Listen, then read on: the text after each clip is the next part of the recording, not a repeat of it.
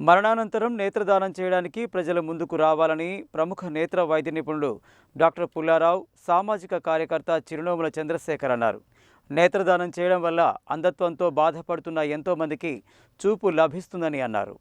నల్గొండ పట్నం రవీంద్రనగర్ ప్రాంతానికి చెందిన కందుకూరి శంకరయ్య మరణం చెందారు. ఇలాంటి బాధాకరమైన సందర్భంలో సైతం మృతుడి కోడలు కందుకూరి సువర్ణ, మనుమడు కందుకూరి కిరణ్ ఝాన్సీలను సంప్రదించగా కార్నియల్ అంధులకు కంటి చూపులు ప్రసాదించే నేత్రదానానికి అంగీకరించారు.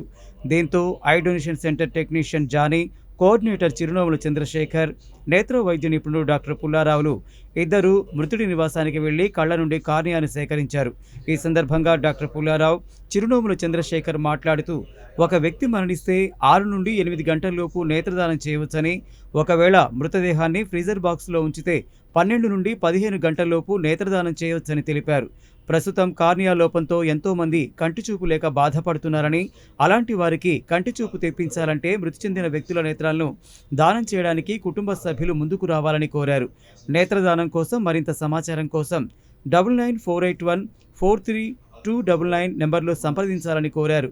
నేత్రదానానికి అంగీకరించిన మృతురాలి కుటుంబ సభ్యులకు లయన్స్ క్లబ్ ఆఫ్ నల్గొండ అధ్యక్షుడు డాక్టర్ హరినాథ్, ప్రముఖ YouTube influencer Yechuri Sailaja, Lions Club కార్యదర్శి Nimmala Pichaiah, Indian Medical Association అధ్యక్షుడు doctor Damara Yadaiah, doctor Anitharani, doctor Praveen, doctor Ramesh తదితరులు అభినందనలు తెలిపారు.